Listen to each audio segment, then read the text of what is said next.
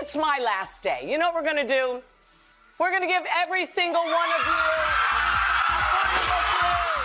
a It's been almost 2 years since Kathie Lee Gifford walked away from her co-host spot on NBC's Today Show.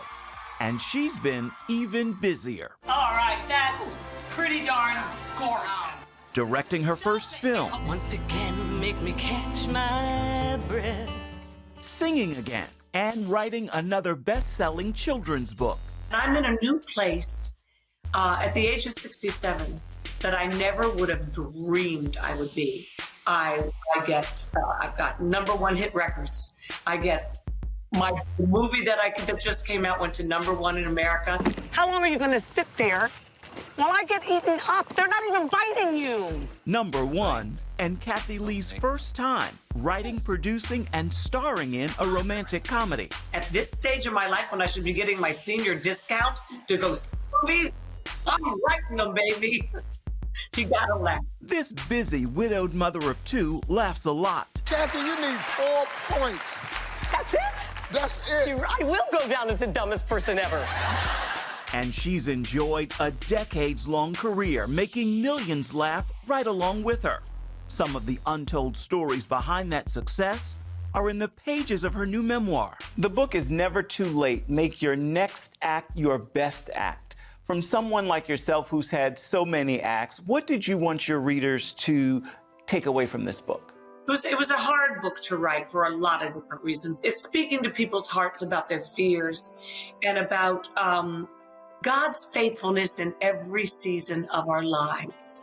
I just ask the Lord to, use me.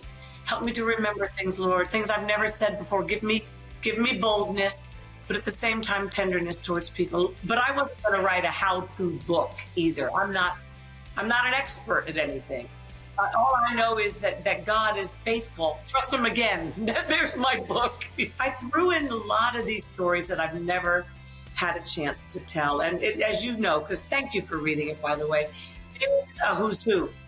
It just is. But I'm not doing that to in any way, like, look at my life. No, that is my life. Those who's who stories include Paul Newman, Audrey Hepburn, Billy Graham, and more. So here you sit at 67. We see God wow you again and again in the pages of this book. I'm thinking of you and Sting in the stairwell, Al Pacino in your backyard.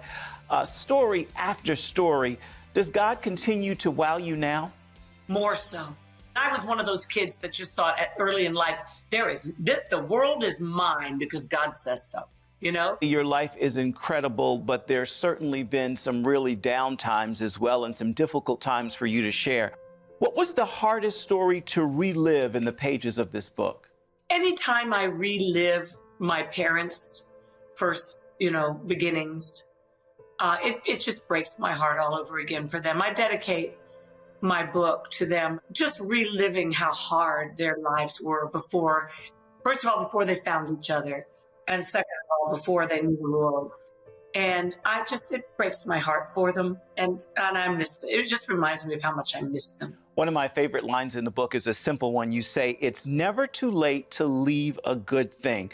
What's the lesson there? Because as you're sharing that story, you're leaving live with Regis and Kathie Lee, and many people are surprised that you would leave at that time.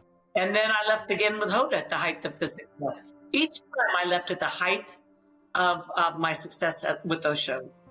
But every good and perfect gift comes from above, from God. So when that same Father says, I'm moving you into a spacious place, or I'm moving you on, Kathie, to a new chapter of your life, I've just learned to listen to his voice. And I don't say, but Lord, we're #1. But Lord, if I truly hear his voice clearly, and when I'm truly listening to him and seeking him, I do. And here's the thing I try to share with people, Ephraim, in this book. God doesn't just do this for me. I'm more special than any other child of God, or even the people that don't even realize that they're children of God. God loves them too, wants them to know that he loves them.